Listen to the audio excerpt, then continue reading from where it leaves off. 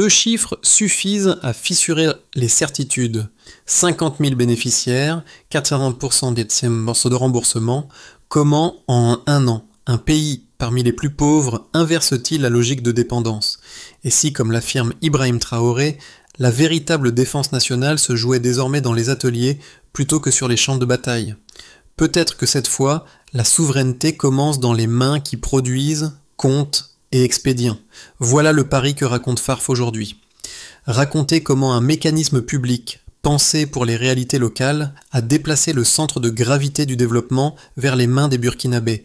D'abord les femmes, et pourquoi cela compte pour l'économie, la stabilité et la souveraineté. L'intérêt pour vous, comprendre en 10-12 idées claires les leviers reproductibles au-delà du Burkina Faso. Le cadre est simple, je guillemets au plein. Farf n'est ni une banque, ni une aumône. C'est un flux de capitaux et d'accompagnement déployé au plus près des marchés, des villages et des camps, sans paperasse humiliante, avec traçabilité numérique. Les projets sont évalués sur l'impact autant que sur le profit, puis financés via l'argent mobile, suivi par un système d'information. L'enjeu est double. D'un côté, accélérer l'industrialisation dirigée par des femmes. De l'autre, prouver qu'une souveraineté économique peut naître sans dépendre des conditionnalités extérieures. Si ces résultats tiennent, alors l'affirmation d'Ibrahim Traoré, l'autonomisation des femmes est une défense nationale, cesse d'être un slogan et devient une méthode vérifiable. En une seule année, plus de 5000 femmes sont financées pour environ 13 milliards de francs CFA avec 95% de remboursement. Ce ne sont pas des promesses, ce sont des écritures comptables suivies en continu. Ce basculement n'est pas tombé du ciel. Pendant des décennies, des microcrédits ont aidé à survivre une saison de plus sans franchir le seuil industriel. Farf inverse la séquence. Partir du terrain, sélectionner des projets utiles au tissu productif, financer vite, puis structurer.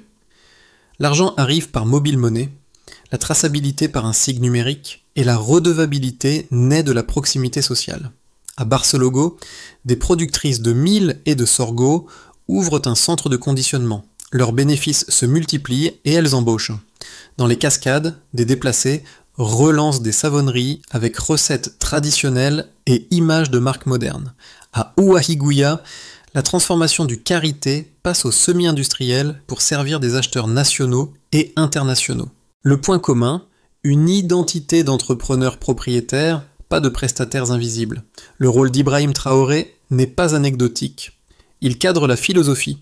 L'autonomisation n'est pas une faveur, c'est un pilier de souveraineté et tient la ligne antidépendance. Partenariat, oui, tutelle, non.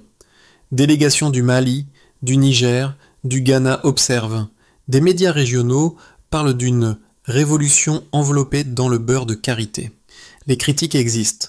Féminisme d'État, centralisation, mais les chiffres répondent. La dynamique culturelle suit. Des filles voient leur mère négocier avec des banques, prendre la parole dans des salons, signer des contrats d'exportation. La phrase d'une adolescente résume le virage. « Ma mère vendait du mil. Maintenant, elle gère les machines qui l'emballent. » Quand la finance épouse la production et la dignité, une économie informelle cesse de survivre et commence à se bâtir secteur par secteur. Ici commence notre chaîne causale et la vérification, étape par étape, de ce que promettent les indicateurs. Voici les figures qui inspirent ce changement et impact précoce. Un groupe de cultivatrices, longtemps cantonnées aux marchés locaux, obtient un financement FARF pour une unité de tri, séchage et emballage des céréales. L'installation démarre avec des procédés simples, une tenue rigoureuse des comptes et des débouchés régionaux. Effet court. Terme. Marge en hausse, salaire régulier, achats auprès d'agriculteurs voisins, fierté d'équipe. Ainsi on comprend que la valeur reste au pays. Des femmes déplacées redémarrent des savonneries. Les recettes traditionnelles deviennent une gamme formalisée, avec cahier des charges, conditionnement propre et circuits urbains. Effet, trésorerie moins fragile, commandes récurrentes, visibilité accrue. Ainsi on comprend que la résilience cesse d'être défensive et devient productive. Proximité du guichet, transfert rapide via mobile money, suivi par système d'information et sélection des projets pour utilité sociale autant que profit. Là réside la différence opérationnelle. Dans ce cadre, la phrase d'Ibrahim Traoré agit comme cap stratégique. L'autonomisation des femmes, c'est de la défense nationale. Traduction pratique, sécuriser des revenus stables, ancrer les chaînes d'approvisionnement, réduire l'exode et créer de l'emploi jeune. La redevabilité ne vient pas d'une peur de l'huissier, mais d'un statut, propriétaire, pas bénéficiaire. Quand l'identité change, l'arbitrage change. Investir, formaliser, recruter. Ce qui fonctionne à petite échelle peut-il s'étendre sans diluer la philosophie ? C'est l'objet des parties suivantes où l'on mettra en séquence les déclencheurs, la montée en régime, puis la résonance sectorielle. Ainsi, on comprend que final, une méthode locale peut produire des effets systémiques mesurables. La séquence commence avant les chiffres. Pendant plus de 30 ans, les modèles de développement pour les femmes africaines ont reposé sur 3 piliers. Microcrédit, formation, subvention. Chacun utile, mais fragmentaire. Au Burkina Faso, la majorité demeurait dans l'économie informelle, oscillant entre survie et stagnation.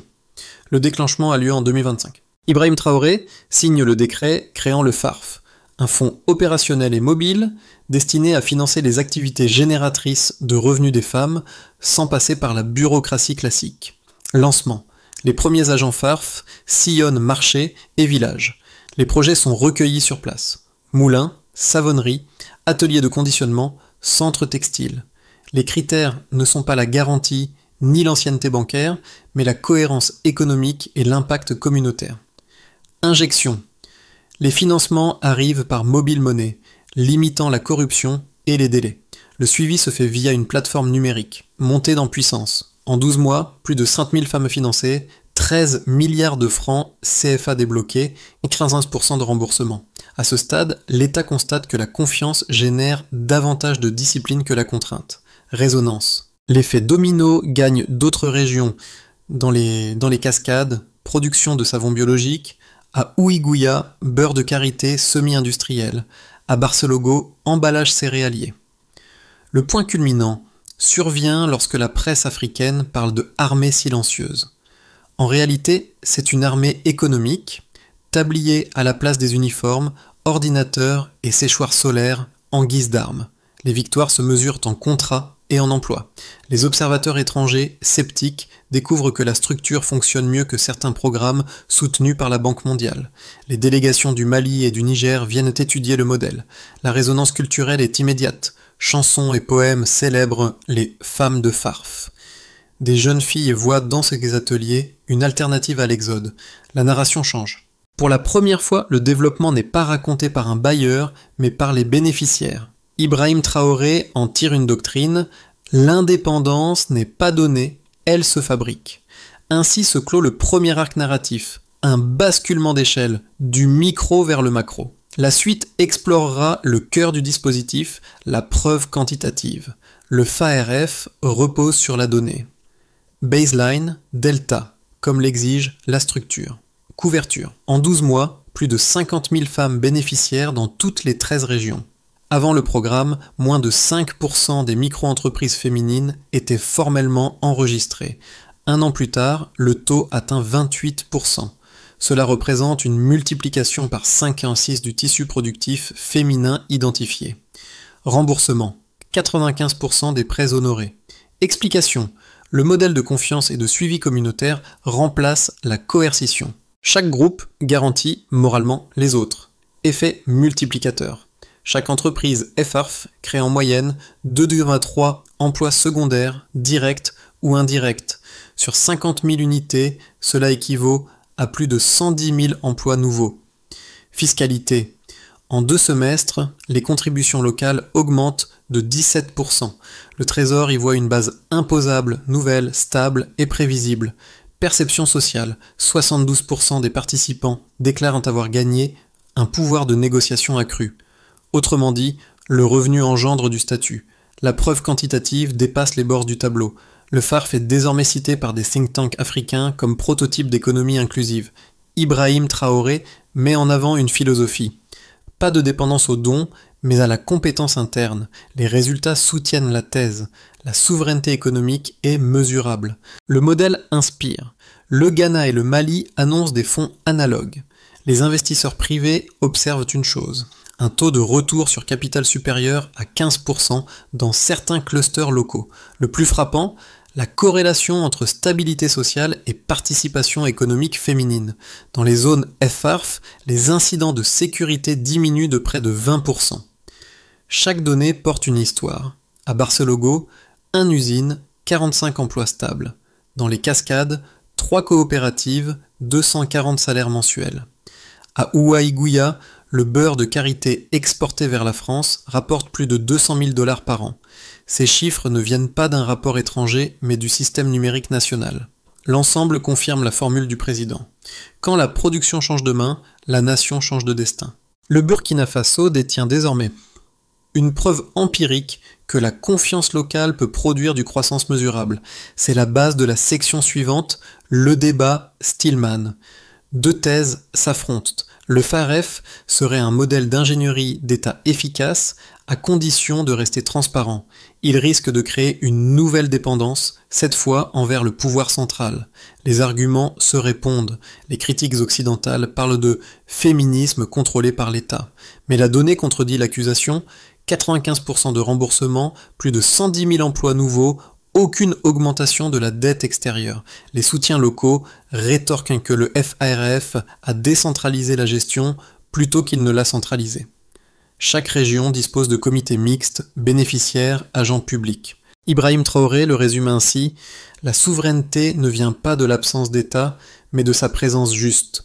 Les faits valident l'équilibre. Les marchés locaux fonctionnent mieux, les impôts entrent plus vite, les femmes paient et réinvestissent. Les opposants redoutent un effet d'échelle, que la croissance du FARF étouffe le secteur privé. Mais les données du ministère montrent au contraire une hausse de 15% des créations d'entreprises indépendantes féminines hors FARF. En réalité, le FARF agit comme accélérateur de compétences et non comme monopole. Il fournit un socle, puis libère les acteurs. Les experts en développement y voient une évolution, le partenariat souverain, ni aide ni isolement, coopération sélective. Au sein du Sahel, le débat devient philosophique. Le modèle FARF incarne-t-il un néo-capitalisme local ou un socialisme productif ? Ibrahim Traoré répond par une formule simple. Appelez-le comme vous voulez, pourvu que nos femmes produisent. Le FARF n'est ni utopie ni miracle. C'est un processus mesurable, adoptable et discutable. Il survit aux critiques par ses résultats. Dans la mesure où la preuve empirique demeure positive, le débat politique reste ouvert, mais l'expérimentation continue. Ce réalisme constitue le mi-parcours de notre récit. La révolution silencieuse fait du bruit. À mi-chemin, un détail change l'échelle. Un matin de juin, Ibrahim Traoré se rend à Barcelogo pour visiter l'usine inaugurée un an plus tôt. Son discours tient en une phrase. Ce n'est pas une charité, c'est une défense nationale. Le ton est militaire, mais l'objectif civil, protéger la nation par la production. À cet instant, le FARF cesse d'être perçu comme un programme social. Il devient un symbole de souveraineté économique. Les caméras captent les visages des ouvrières, leurs tabliers tachés de poussière de céréales, leurs mains qui signent des contrats. Les médias parlent d'une armée de femmes. La métaphore circule jusqu'à Bruxelles et Washington, où les analystes cherchent une catégorie pour ce phénomène. Ni socialisme, ni capitalisme, mais autonomie mesurable. L'effet de mi-parcours est double. Le pays affirme sa voix propre et le reste du monde doit l'écouter. Ce que le Burkina Faso montre n'est pas seulement la résilience féminine, c'est une théorie du développement incarné. Celle où la dignité se compte aussi en production nette.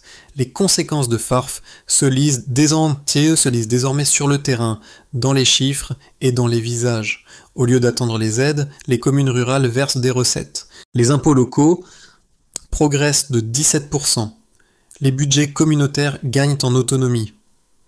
Pour Ibrahim Traoré, c'est la preuve que la souveraineté se mesure par la circulation interne du capital. Beurre de karité au Mali, savon bio vers Abidjan, les bénéfices se réinvestissent dans la maintenance, non dans la spéculation. L'écosystème se professionnalise. Comptables, logisticiennes, formatrices, des pères qui doutaient participent désormais aux ateliers, transportent, réparent, conseillent. Les mariages précoces reculent, la scolarisation féminine monte de 12 points. Une phrase circule. Avant, on attendait l'aide, maintenant, on vend. Région. Le Sahel regarde. Délégation du Niger, du Ghana, du Mali visite Barcelogo pour comprendre le mécanisme. Les médias appellent cela le modèle burkinabé de souveraineté économique. Mais l'impact dépasse les données. Les ateliers nocturnes, les chants, les radios locales témoignent d'un nouveau rythme collectif. FARF n'a pas créé de dépendance, il a créé de la coordination. Le gouvernement, inspiré par Ibrahim Traoré, intègre les diplômés du FARF dans les comités agricoles. Les décisions de production deviennent inclusives. Semences, prix, exportation.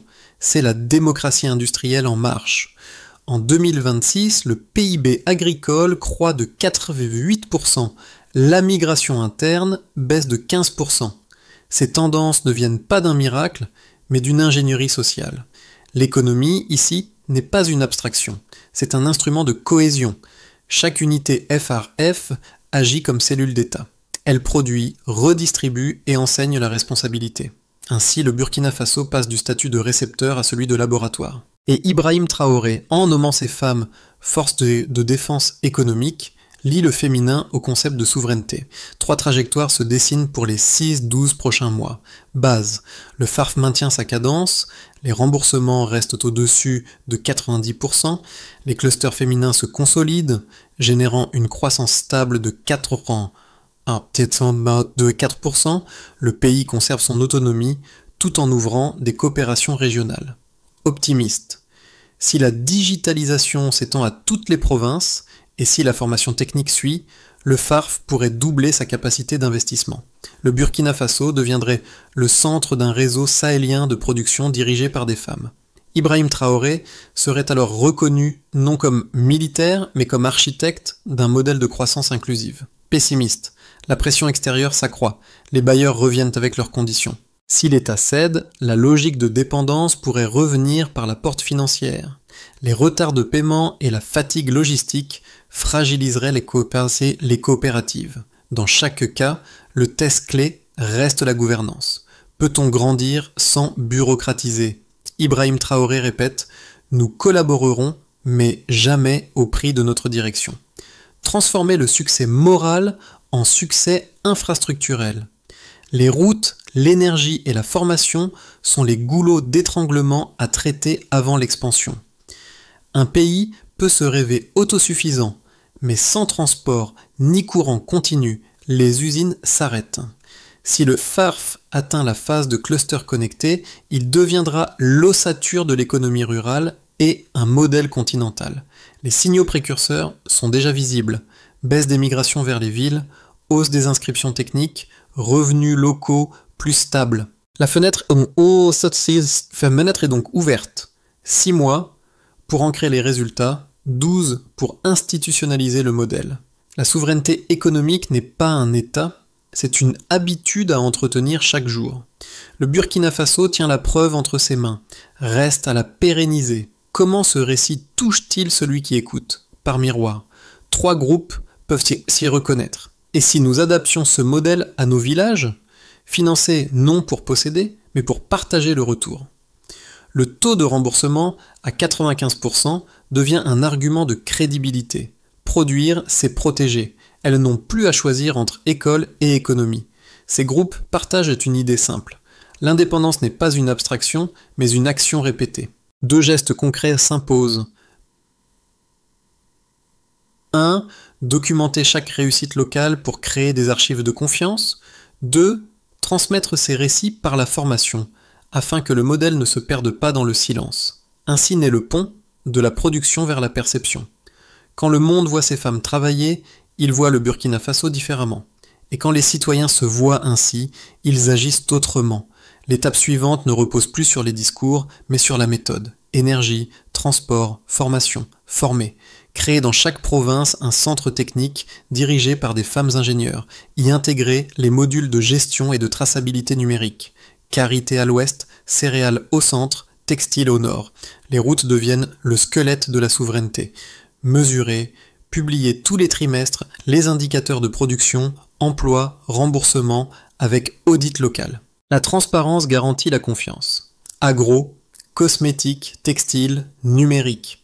Sous l'impulsion d'Ibrahim Traoré, le gouvernement place cette feuille de route au rang de politique d'État. Le FAREF devient un pilier constitutionnel de la souveraineté économique. Les résultats attendus sont mesurables. Plus 20% de production locale, plus 30% de revenus féminins, réduction de l'exode rural de 15% d'ici 2 ans. Mais l'objectif le plus profond est intangible. Changer la perception du travail féminin, de la subsistance à la direction. Le soir tombe sur Barcelogo. Les machines ralentissent, mais la lumière reste vive dans les ateliers. Près de la porte principale, la même photographie qu'au début. Des femmes alignées devant une usine qui, 1 an plus tôt, n'existait pas. Aujourd'hui, elle tourne à plein régime. Ce motif revient comme un écho. Dans les bureaux du ministère, dans les écoles et jusque dans les foyers, cette image symbolise un renversement. La foi en soi peut devenir infrastructure. Une ouvrière essuie ses mains couvertes de farine et dit simplement « Avant, on survivait. Maintenant, on fabrique ». Cette phrase condense tout le sens de la politique d'Ibrahim Traoré, la dignité comme moteur de croissance. À travers le pays, on chante leur nom dans les radios rurales. On y parle de fierté, de sueur, de souveraineté. Ce n'est pas une légende, c'est une preuve quotidienne. Et quand le président reprend la parole, il ne parle plus d'économie, mais d'appartenance. L'indépendance se bâtit chaque matin au bruit des machines et des rires. Alors, que reste-t-il à faire ? Observer, oui, mais surtout prolonger. Le modèle du Burkina Faso n'appartient pas qu'à un territoire. Il appartient à toute société qui cherche à recoudre son tissu social par le travail et la confiance. Si une seule photographie a pu faire naître cette révolution, que peuvent accomplir 1000 récits semblables ?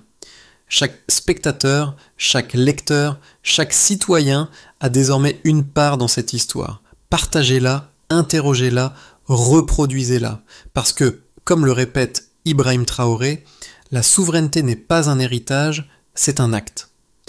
Et cet acte commence toujours de la même manière, par une décision intérieure de produire plutôt que dépendre. Alors je vous laisse avec cette question ouverte. Si la révolution tranquille du Burkina Faso a commencé par l'image d'une main qui travaille, quelle image, aujourd'hui, pourriez-vous créer pour votre propre avenir ?